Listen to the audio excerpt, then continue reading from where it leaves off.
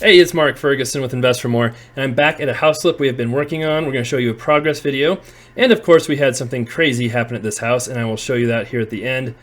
But would love to know your opinion on what you would do in this situation because it is awkward. So we'll show you that.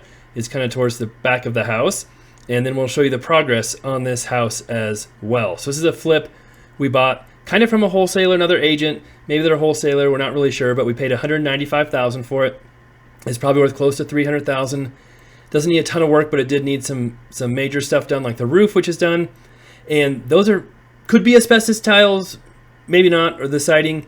We are able to replace those from Home Depot, but it took some time to get those in, so we've got those in.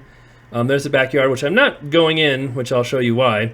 But if we were to completely re-side the house, it would be way, way more expensive. And if we took those asbestos tiles off, we might have to have a remediation company come in and do that, and that can get very, very expensive too. We're allowed to dispose of up to a 50-gallon bucket of asbestos material here without permits or anything, but if you go above that, it can get very, very expensive. So here is the inside of the house, and paint's done, fixtures are done. We do need to probably refinish the floors. They're not in horrible shape, but I think they do need refinished.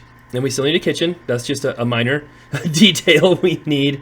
You might remember we took out part of the wall in this front room. It's kind of blocking the kitchen in, but we didn't take out that whole wall. Some people would want us to take out that whole wall.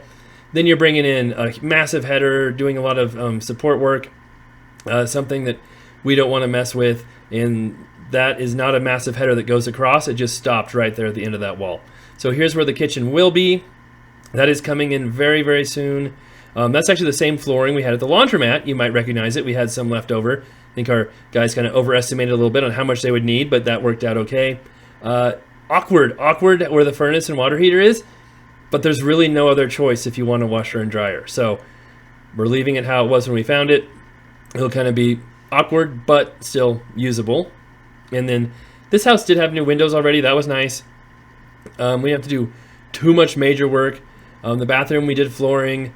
I believe we just painted the tub, used the same vanity, but painted it, made it look nicer, mirror, and we were able to really freshen up the bathroom without spending a ton of money there as well. And then it's got 2 bedrooms in the back, and that is when we will show you what we found, and you can let me know what you think you would do.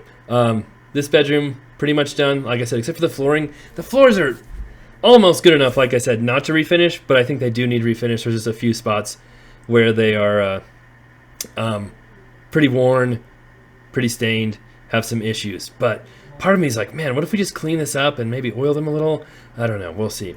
So here's the back bedroom, and it's right next to our garage in back. And when I first pulled up in the house, I pulled up in the alley and saw a bag. I'm like, oh, that's kind of weird. Why is there a bag sitting there? Maybe someone left some trash. And then I realized, oh wait, there's a person sleeping next to the bag too. And at first I'm like, oh God, are they alive? I checked. They are breathing. They're sitting there breathing, sleeping. I don't think they broke in. The lock is still in the garage. Nothing wrong in the house. They might have gone in the backyard there. But I don't have time to deal with it right now. But what would you do in this situation? You could call the cops. The cops probably won't do anything except say, hey, you can't stay here. Go away. They're probably not going to arrest them or do anything like that. You could tell them to leave. You never know if they're going to be cool or annoying about it. Or you can leave them. You could always give them food or money if you've got it too. There's lots of different options.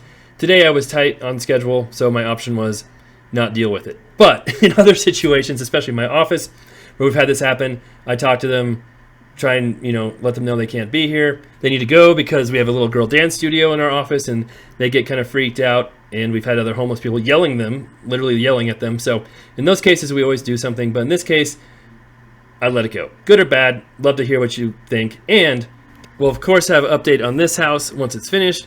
Our other flips, we've got a few we're working on right now. I'm buying another one this week. We'll have a video on that one, of course. It will be an interesting one for sure.